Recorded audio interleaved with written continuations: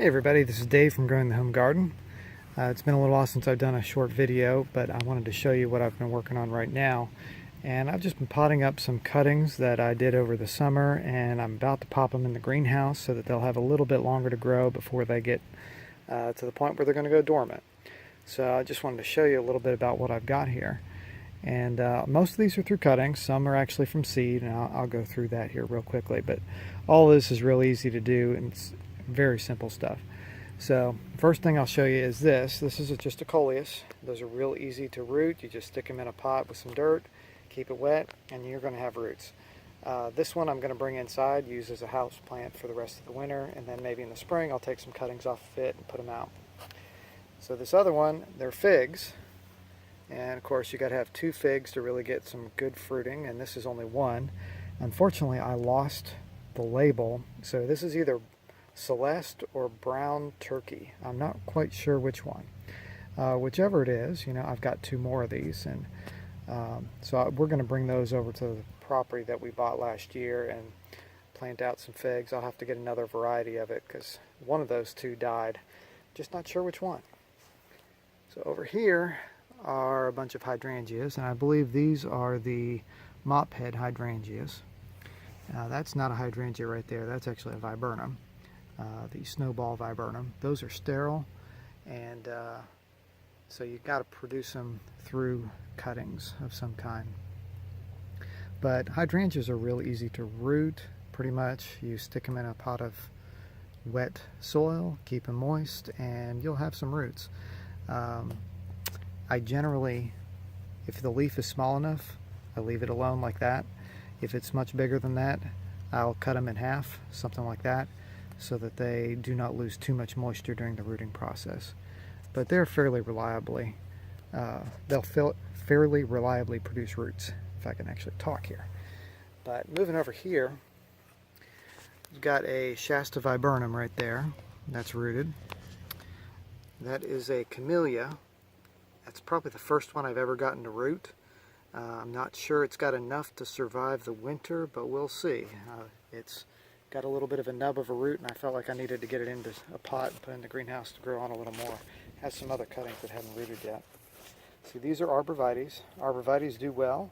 Just rooting them about cutting this size. That's probably about 3 inches above the soil, and probably about another 2 inches below. So probably a 5 to 6 inch cutting at the most. And they each have pretty good roots. And these here are red maples that my daughter and I planted from seed. That is extremely easy to do. You sow them fresh, and in fact I've got a whole flat of them, probably another 30 to 40 of these that I could do. But you know, I only wanted to do about 18, actually like 20 of these all here. And these again are going to go over to our property because our property actually does not have a lot of maples. We have box elders, we have oaks, we have hackberry, and there's lots of trees there, but there's very few maples. And this is a really nice red maple that we grew in the backyard, and it's back near our garden shed, and it just has some really great fall color. So we thought maybe, you know, trying some from seed and getting them to grow and take over to the property would do us some good there.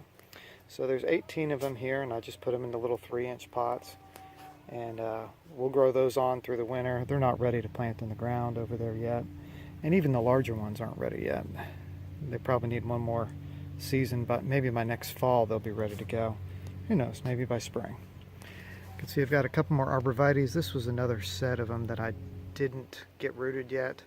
I'm going to just leave them in that flat, but you see this flat here, this is what I've been using lately to propagate in. And it's just basically a compost, vermiculite, and perlite kind of mix that's in these little 50-cell trays. And I nest them inside of another tray. Don't have that done here, but I do over here on this one. Just another 10-20 tray. And by nesting them in there, it retains a little bit more moisture, and it's easier to carry around. Because otherwise these things just kind of, they're flimsy. They kind of go like that. But when you're wanting to get root or something that's rooted out, you just kind of squeeze the little cups a little bit, loosen it up, and then it usually pops right out. So they're pretty good to work with on that. And over here on this end, these are some beautyberry cuttings. You can see they've lost their leaves already. They are rooted. I just hadn't potted them up yet. I'm not sure I will. I may end up leaving them in the tray over winter and just see what happens. They root fairly easy from greenwood cuttings, hardwood cuttings, however you want to do it, or from seed from the berries. So over here you can see some of those maples. See, I've only got a small portion of this flat that I've pulled out and potted up, so I've got a lot more maples that I could pot up. I'm probably only going to worry about the strongest ones, the straightest ones, but they're all looking really healthy. Anyway, so that is the cuttings, and I kind of went the cheaper route, or the easy route, not necessarily cheap. I used some organic potting mix to pot these up. I usually mix my own soil with compost, peat, vermiculite, or perlite, whichever you want to do.